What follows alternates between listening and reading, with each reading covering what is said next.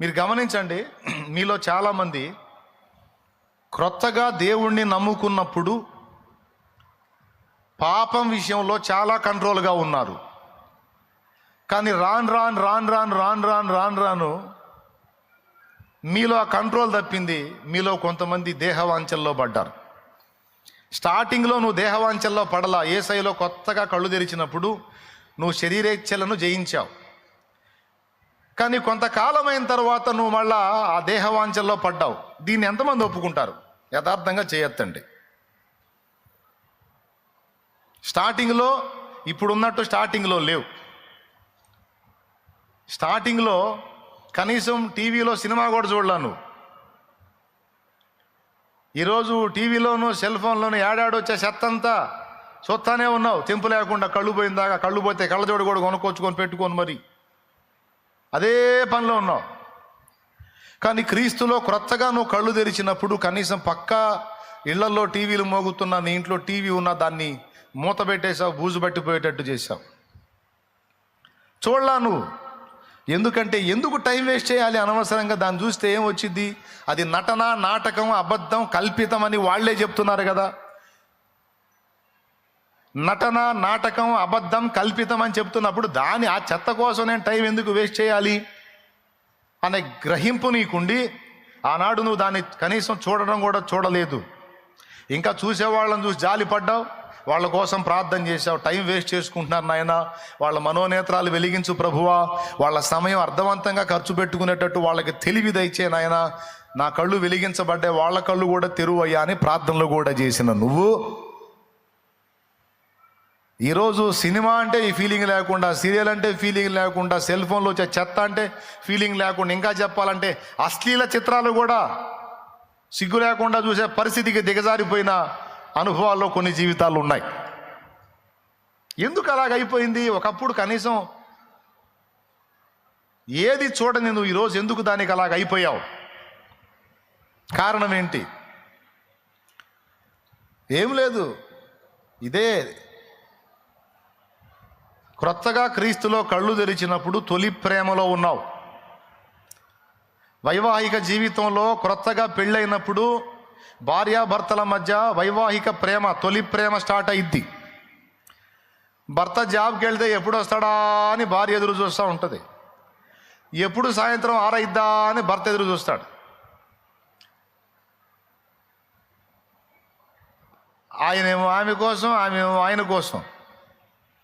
ఆయనకి ఇష్టమైన పదార్థాలన్నీ వండి ఏమి రెడీ చేసిద్ది, ఆయన్ని ఏమీ చేయనీదు. అలాగే ఆయన ఒకవేళ ఇంటికాడు ఉంటే ఆమెను ఏమీ చేయనీయుడు, అన్నీ ఆయనే చూసుకుంటాడు. ఆహా, పెళ్ళైన తొలి దినాల్లో ఆ ప్రేమే వేరు కదా.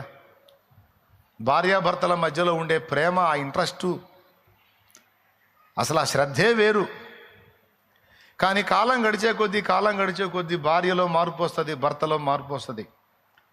ఒకప్పుడు ఆయన ఎప్పుడు వస్తాడా అని ఎదురు చూసిన భార్య ఆ దరిద్రుడు వచ్చే టైం అయింది అనుకునే పరిస్థితికి వచ్చింది. దేవునికి స్తోత్రం, హల్లెలూయా. అవునా? వస్తాడు, సైకో వస్తాడు, ఇప్పుడు వస్తాడు, గందరగోళం చేస్తాడని అన్ని హడావుడి చేసుకొని అన్ని వగల కొట్టుకునే పరిస్థితులు ఇప్పుడు భార్య ఉంటుంది. భర్త ఏమో పొద్దుపోయిందా, ఇప్పుడు మళ్ళీ ఇంటికి పోవాలా, ఇంటికి పోతే ఆ సోదకురాల్ని కలుసుకోవాలా, ఇప్పుడు మళ్ళీ నాకు హింస స్టార్ట్ అయింది, ఇప్పుడు దాకా హాయిగా ఉంది నా వర్క్లో, ఇప్పుడు నాకు మళ్ళీ నరకం స్టార్ట్ అయ్యిద్దని ఆయన అనుకుంటాడు. అరే, పెళ్ళైన కొత్తలో అందరూ దాదాపు 90% మంది ఇంతే. ఏమంటే 98% ఇంతే, ఏ 2% ఉంటారు. కానీ రాను అది మారిపోయిద్ది. ఎప్పుడైతే మారిపోయిద్దో వినండి బాగా, అదే భర్తకి ఒకప్పుడు వస్త్రాలు ఉతకటం, వంట చేయటం, నీళ్లు తోడటం అనే ఇష్టమైన పనులైన భార్యకు అవి ఇష్టమైన పనులు. ఆహారం పెట్టేటప్పుడు కొసరి వడ్డించింది, వండేటప్పుడు అవసరమైతే పుస్తకం తెచ్చుకొని చదువుకొని, లేకపోతే యూట్యూబ్ పెట్టుకొని చూసుకొని 1కి 4-5 రకాల వెరైటీలు చేసి పెట్టేసిద్ది. అవునా? ఆనాడేమో అదే వంట, ఇష్టమైన వంట, అదే సపరిచర్యలు, కానీ చాలా ఇష్టంగా. ఈ మరకలు చేసుకొని వస్తే క్లాత్ను శుభ్రంగా ఉతికేసి చూపించి, చూసావా మరకలు మొత్తం క్లీన్ చేసి పట్టేసి అంటే ఆహా సూపర్ అంట ఆయన. అంత ఇష్టంతో కొన్ని రోజులు గడిచిన తర్వాత, కొన్ని నెలలో సంవత్సరాలు గడిచిన తర్వాత అయ్యే పరిచర్యలు కానీ సణుగుడుతూ ఉంటాయి. దరిద్రుడు ఏం చేయాలో ఏమనాలో అర్థం కావట్లా. చిన్న పిల్లోడా, బుజ్జి పాపడా, ఈ మరకలేంది ఒంటి నిండా పూసుకొని వస్తాడు, ఉతకలేక సస్తున్నాం. పుట్టింటికన్నా పోతే బాగుండి, ఆయన ఉతుక్కుంటే ఆయన అర్థమైద్ది, కర్మగాలి అని ఇక సన్నగుడు స్టార్ట్ అయ్యిద్ది. అన్నీ చేసిద్ది, అదే వంట చేసిద్ది, అదే బట్టలు ఉతికిద్ది, అదే నీళ్లు తోడిద్ది, కానీ ఈసారి సణుగుడుతూ ఉంటాయి అన్నీ. దేవునికి స్తోత్రం. అలాగని విడాకులు ఇచ్చిపోయిందంటే పోదు, మళ్ళీ ఆయన కావాలి. ఇప్పుడు ఆడవాళ్ళ గురించి చెప్పాడని మళ్ళీ మగవాళ్ళు సంతోషపడతారు, ఆడవాళ్ళు ఫీల్ అవుతారు. అందుకని ఇప్పుడు మగవాళ్ళ సంగతి కూడా చెప్తా. దేవునికి స్తోత్రం. పురుషులు కూడా అంతే. స్టార్టింగ్లో చాలా బాధ్యతగా, చాలా అన్ని విషయాల్లో మెచ్చుకోలుగా ప్రశంసలతో భార్యను సంతోషపెట్టేటువంటి భర్త రాను ఏమంటే మరకలన్నీ పోయేటట్టు ఉతికానండి అంటే ఏడ్చావలే, పెద్ద ఏదో కప్పు సాధించినట్టు బిల్డపా అంటాడు. 4 రకాల పదార్థాలు చేశానండి అంటే 40 రకాలు చేయిపోయావా? 40 చెయ్యి. నీ పుట్టింటోళ్ళు ఇచ్చిన సొమ్ము ఉంటే ఎవడిస్తాడేంది? ఎందుకు చేసా గిన్నెలనే పగలు కొడతా. అదే భర్త, అయ్యే వ్యవహారాలు, కానీ ఈమెలో సణుగుడు వచ్చింది, ఆయనలో గొణుగుడు వచ్చింది. మొత్తం మీద ఇద్దరు కలిసే బతుకుతుంటారు, మళ్ళీ విడిపోరు. ఒకళ్ళ బాధ్యత ఒకళ్ళు నెరవేర్చుకుంటూనే ఉంటారు, కానీ ఫస్ట్లో ఉన్న టేస్ట్ అయితే కాలం గడిచిన తర్వాత ఉండదు అనేది మీలో చాలామందికి తెలుసు. పెళ్ళైన వాళ్ళందరికీ దాదాపు ఎంతమందికి అనుభవం ఉందో చేతులు ఎత్తండి. పెళ్ళి కానివాళ్ళు కాదులే, కానీ పెళ్ళి అయిన వాళ్ళు చేతులు ఎత్తండి. పెళ్ళి అయిన వాళ్ళు ఒప్పుకుంటారా? ఏం ఒప్పుకుంటారు? నువ్వు చెప్పింది కరెక్టేనన్నా, పెళ్ళైన తొలి దినాల్లో నీళ్లు కూడా మోసాడన్నా, నీళ్లు కూడా మోసాడు అన్నీ. కానీ ఇప్పుడు దున్నలాగా ఉన్నావు, పోయి తెచ్చుకోపో అంటున్నాడు. అలాగే నువ్వు కూడా చెప్తావు, అన్నీ చేసిందన్న. ఇప్పుడు ఏదన్నా ఇంత చెప్తే చాలు తస్సుమని లెగుస్తుంది, అది చేయాలా ఇది చేయాలా, నీకేం బానిసలా కనపడుతున్నానా అని రివర్స్ అయిపోతుంది. అసలు ఆ మనిషిని కదిలించాలంటేనే భయం పుడుతుంది. అంటే ఏం జరిగింది? అదే భార్య భర్త అయ్యే పనులు. ఒకప్పుడేమో అవి ఇష్టంతో ఉన్నాయి, ఇప్పుడేమో అందులోనికి మలినం ప్రవేశించింది. ఎందుకు అంటే ప్రేమ లోపించింది, ప్రేమ అసలు లేకుండా పోలేదు.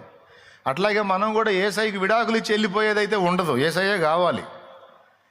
కానీ ఒకప్పుడేమో అన్నీ యేసయ్యకు నచ్చినవన్నీ చేయడానికి ఇష్టపడ్డాం, నచ్చనవి తీసేశాం. కానీ ఇప్పుడు సంసారంలో కొద్ది కాలం ముందుకు సాగిన తర్వాత నచ్చినవి తగ్గిపోయినాయి, నచ్చనవి చాలా చేరినాయి. ఎందుకు? అందుకే ఆయన చెప్పాడు ఎఫెసు సంఘములో దూతకి, నీ క్రియలను, నీ కష్టమును, నీ సహనమును నేను ఎరుగుదును, నీ ప్రయాస నాకు తెలుసు, నువ్వు ఇంత కష్టపడ్డావని అన్నీ చెప్పి మొదట నీకుండిన ప్రేమను నీవు వదిలితివని తప్పు ఒకటి నీ మీద మోపాల్సి ఉంది అన్నాడు. అది ఎంత కీలకం అంటే ఇవన్నీ ఒక ఎత్తు, ఆ ప్రేమ ఒక్కటే ఒక ఎత్తు. ఆ ప్రేమ లోపించిన నాడు నువ్వు చేసేవన్నీ ఆచారాలుగానే మిగిలిపోతాయి, కానీ ఆత్మీయంగా అనిపించవు. కాబట్టి అవన్నిటికీ విలువ రావాలంటే ప్రేమ చాలా కీలక పాత్ర పోషిస్తుంది. అది కూడా ఫస్ట్ లవ్, మొదటి ప్రేమ. దేవునికి స్తోత్రం. అది కావాలి నాకంటాడు యేసయ్య. ఈరోజు నువ్వు పాపానికి అక్కడక్కడ చిక్కుతున్నానని ఇందాక సంతకం పెట్టావు, ఒప్పుకున్నావు. తేడా పడుతున్నానన్నా అని చేతులు ఎత్తమంటే మొత్తం ఎత్తారు. ఎత్తినప్పుడు అర్థమైందంటే సంతకాలు పెట్టారన్నమాట, చిక్కారు. ఎందుకు అలా అయిపోయావు? ఆ గతి ఎందుకు పట్టింది? ఒకప్పుడు అట్లా ఉందా? క్రీస్తులో క్రొత్తగా కళ్ళు తెరిచినప్పుడు ఆత్మీయ తొలి దినాల్లో అలా ఉందా అంటే అలా లేదు. అప్పుడు అన్ని విషయాల్లో పర్ఫెక్ట్గా ఉన్నావు, ఇప్పుడేమో దిగజారిపోయావు. కారణం ఏం జరిగింది అంటే ప్రేమే లోపించింది. అప్పుడంటే తొలి ప్రేమలో యేసయ్య తప్ప ఇంకేం బట్టలేదు కాబట్టి అన్నీ ఆయనకి ఇష్టమైనవి చేశావు.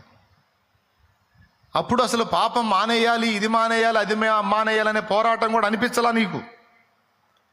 ఎప్పుడైతే యేసయ్యకి మనసు ట్యూన్ చేసుకున్నావో ఆటోమేటిక్గా ఆయనకు నచ్చనయన్ని ఆటోమేటిక్గా బ్రేక్ చేసేసుకున్నావు. అది పెద్ద పోరాటం అనిపించలా నీకు. కానీ ఇప్పుడు ఎప్పుడైతే యేసయ్య మీద ప్రేమ తగ్గిందో ఇక ఆయనకు నచ్చనివన్నీ నీ జీవితంలోకి ఎంటర్ అయినాయి. వాటిని తొలగించుకోవటం నీకు పెద్ద పోరాటమైంది. ఆనాడు ఈజీగా అనిపించినది ఈనాడు ఎందుకు కష్టమైంది? ఏమన్నా అర్థమైందని నేను చెప్పింది? ఎంతమందికి అర్థమైంది?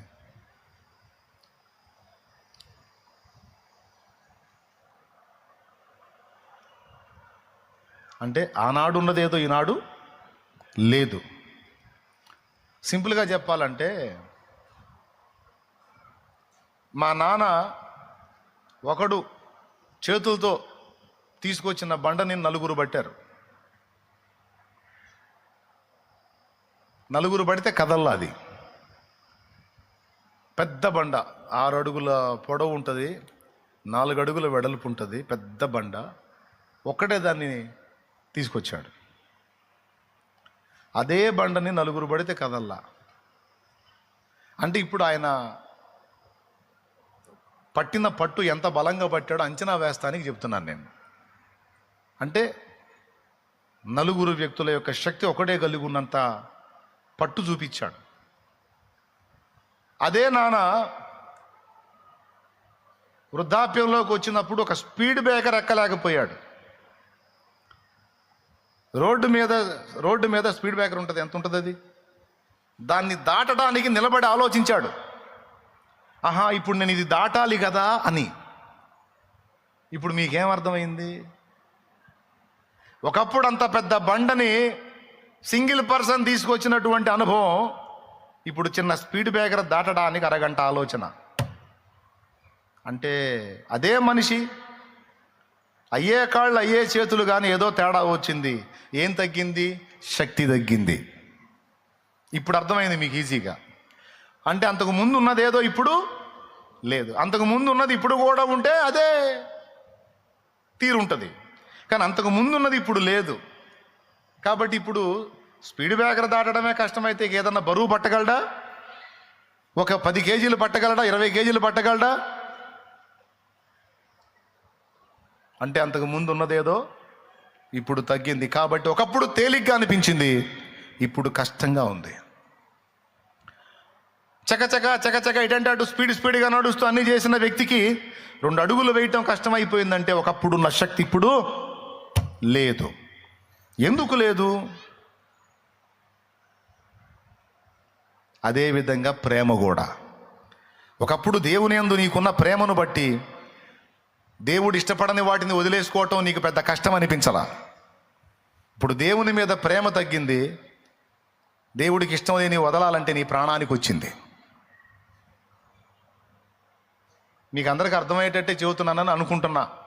ఇంత తేటగా చెప్పిన అర్థం కాకపోతే ఇక నేను చేయగలిగింది ఏమీ లేదు. ఆసుపత్రిలో చూపించుకోవటమే, మానసిక రోగుల వైద్యశాలలో. స్తోత్రం. ఎక్కడ తేడా వచ్చింది? శక్తి ఉన్నప్పుడు ఈజీగా నడిచాడు, శక్తి లేనప్పుడు నడవలేకపోయాడు. అంటే ఈ రెండింటి మధ్యలో నడవగలిగాడు, నడవలేకపోతున్నాడు అన్నదాని రెండింటి మధ్యలో శక్తి ఉంది లేదు. అంటే శక్తి అనేది కీలకమైంది. ఒకప్పుడు ఉంది, గంతులేశాడు, ఇప్పుడు లేదు, స్పీడ్ బ్రేకర్ దాటలేకపోయాడు. స్టార్టింగ్లో మొదటి ప్రేమ ఉంది, ఈజీగా అన్నిటిని అధిగమించేశావు. దేవుడికి నచ్చనివి నిర్దాక్షిణ్యంగా వదిలేసావు, దేవుడికి నచ్చినవి చేయడానికి ఇష్టపడ్డావు. ఈరోజు అవి చేయలేకపోతున్నావు అంటే ఇప్పుడు లోపం నువ్వే చెప్పు.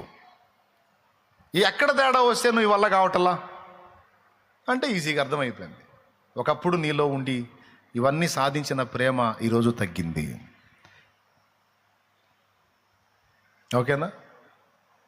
మళ్ళా వీటన్నిటిని నువ్వు అధిగమించాలంటే మళ్ళా మొదటికి రావాల్సిందే. ఎక్కడికి రావాలి? మొదటికి రావాల్సిందే. అంటే మొదటి ప్రేమలోనికి నువ్వు రావాలి. ఆ పిలుపే ఎఫెసు సంఘములో ఉన్న దూతకు దేవుడిచ్చాడు.